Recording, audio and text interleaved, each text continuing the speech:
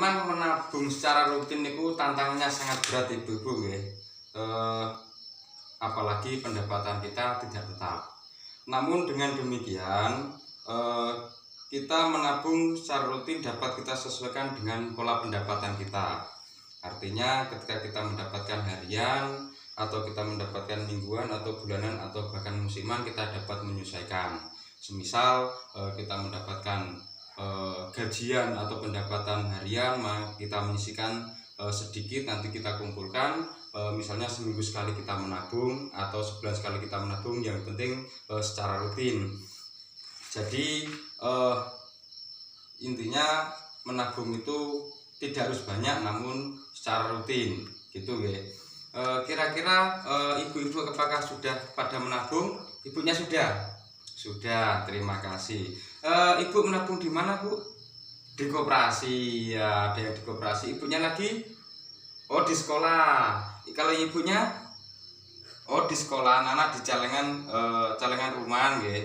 Oke, terima kasih. Jadi ibu-ibu ternyata sudah banyak yang menabung, baik itu di rumah melalui celengan rumahan atau di sekolahan anak atau di koperasi. Lah, kira-kira apakah ibu-ibu sudah mengetahui kelebihan dan kekurangan tempat menabung yang selama ini ibu menabung? Belum nggih? Oke, belum. Kalau belum, mari kita melihat flip chart atau gambar yang ada di tembok ini, tempat menabung. Jadi di gambar ini ada beberapa tempat menabung yang perlu ibu-ibu ketahui. Jadi nanti ibu-ibu akan mengetahui kelebihan dan kekurangan tempat-tempat ini. Yang pertama adalah tempat menabung, tempat rumah atau celengan. Celengan nggih. Kalau di celengan itu lokasi mudah dijangkau pasti karena di rumah nggih. Itu. Kemudian yang di setoran apakah saged rutin? Saya yakin tidak bisa rutin kalau di rumah. Nek ono ya di toko, nek ora ono mboten gitu ya. Dan untuk selanjutnya bisa diambil sewaktu-waktu, sangat bisa.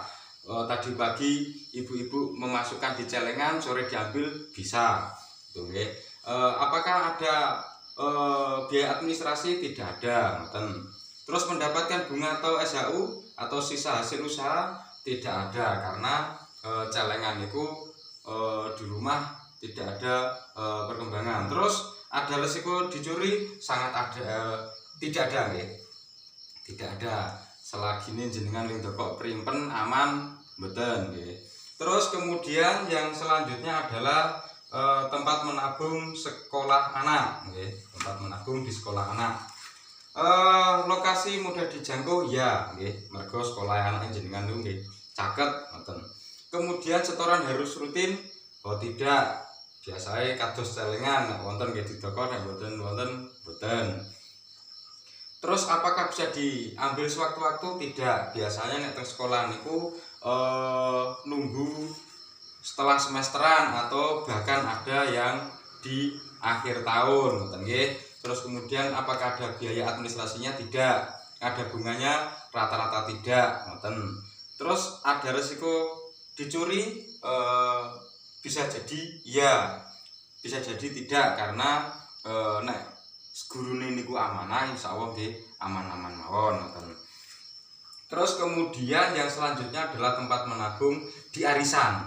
Nah, arisan, lokasi mudah dijangkau ya, setoran rutinan wajib, jenengan nek mboten bayar arisane nggih diobraki kancane ngoten nggih. Terus apakah bisa diambil sewaktu-waktu? Tidak, karena nek arisan niku kadang niku modelnya nunggu giliran angsal nggih, biasa dikopyok nah niku. Terus kemudian apakah mendapat SHU? Mboten, ngoten nggih. Terus apakah ada risiko dicuri? Tidak, ngoten nggih. Bisa jadi nggih. Tergantung pengurus yang membawa uang lah niku. Terus kemudian yang selanjutnya tempat menabung kelompok simpan pinjam, PKK atau desa wisma dan lain-lain nggih. Biasanya ibu-ibu niku teng PKK setiap tanggal muda bulan pertama yang sudah berjalan-jalan niku ada rutinan menabung. Lah, lokasi mudah dijangkau ya. Setoran harus rutin, betul nggih. PKK mboten. Terus apakah bisa diambil sewaktu-waktu? Nah niki sangat bisa. Terus apakah ada biaya administrasi? Biasa wonten raketan mungkin Rp1.000, Rp2.000 ada nggih. Terus mendapat bunga atau SHU tidak. Terus jangan ada resiko dicuri ada nggih. Pengurus bisa membawa uang lari ngoten. Dan niku. Terus yang selanjutnya adalah tempat menabung yang berikutnya adalah koperasi. Koperasi apakah mudah dijangkau lokasinya? Mudah. Kemudian setoran harus rutin. Biasanya anggota harus membayar simpanan pokok setiap bulan, ya. Berarti artinya harus rutin. Apakah bisa diambil sewaktu-waktu? Kalau koperasi sangat bisa, ya, sangat bisa diambil sewaktu-waktu. Terus kemudian biaya administrasinya juga ada. Terus SHU-nya atau sisa hasil usahanya utawa nek cara kula jenengan adalah bunga niku juga ada. Terus resiko dicuri tidak nggih. Selama koperasi itu sudah berbadan hukum yang resmi, insya Allah tidak. Kemudian yang selanjutnya adalah bank pasar. Lokasi mudah apakah lokasinya mudah dijangkau? Untuk niki agak jauh nggih nek kula kalian jenengan ketika kita ke bank pasar niku lokasinya agak jauh. Kemudian apakah setoran harus rutin? Mboten.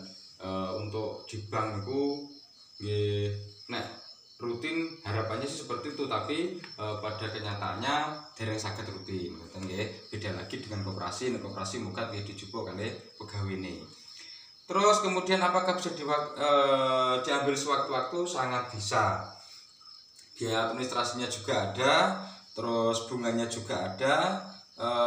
Resiko dicuri kalau di bank sangat aman. Jadi niku ibu-ibu nggih kelebihan dan kekurangan tempat menabung. Dari sekian banyak tempat ini saya yakin ibu-ibu tentunya sudah bisa memilah dan memilih mana kira-kira tempat menabung yang tentunya sangat aman, sangat nyaman dan sangat strategis ngoten.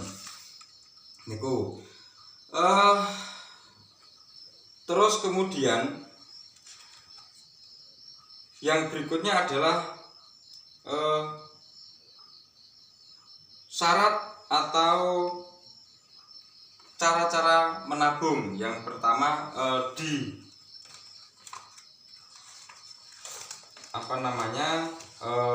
sini cara membuka tabungan nggih, cara membuka tabungan.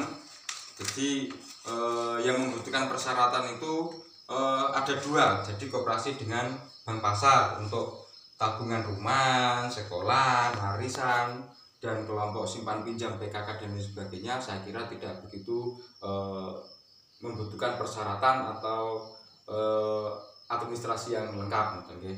Tapi untuk koperasi dan bank pasar itu sangat membutuhkan. Nah, cara membuka tabungan untuk bank yang pertama adalah menunjukkan identitas diri, KTP atau SIM. Nah, jenengan ibu-ibu pun gak ada KTP sedanten nggih. Ya, nggih, bagus, alhamdulillah sampun gadah KTP sedanten. Kemudian yang kedua adalah mengisi formulir yang disediakan oleh bank. Biasanya jenengan begitu datang matur, "Pak, Bu, saya mau menabung." Biasanya ditangleti KTP, kemudian disuruh mengisi belangko formulir. Kemudian yang selanjutnya adalah membayar setoran awal minimal. Biasanya ditangleti niki ajeng diisi berapa, 50 atau 100 lah niku nggih. Dan niku untuk membuka tabungan di bank. Sedangkan untuk membuka tabungan di koperasi, yang pertama adalah menunjukkan identitas diri, KTP, SIM, KK atau lainnya, hampir sama dengan bank, nggih. Jadi KTP itu sangat penting nggih. Kemudian yang kedua mengisi formulir keanggotaan. Yang ketiga membayar simpanan pokok sekali selama menjadi anggota dan simpanan wajib setiap bulan, nggih. Itu ditentukan oleh masing-masing koperasi. Jadi misalnya disepakati berapa, nggih, niku kesepakatannya berapa. Terus ngoten nggih ibu-ibu nggih, berkaitan dengan tempat menabung, saya kira ibu-ibu mohon memahami kelebihan dan kekurangan tempat menabung masing-masing.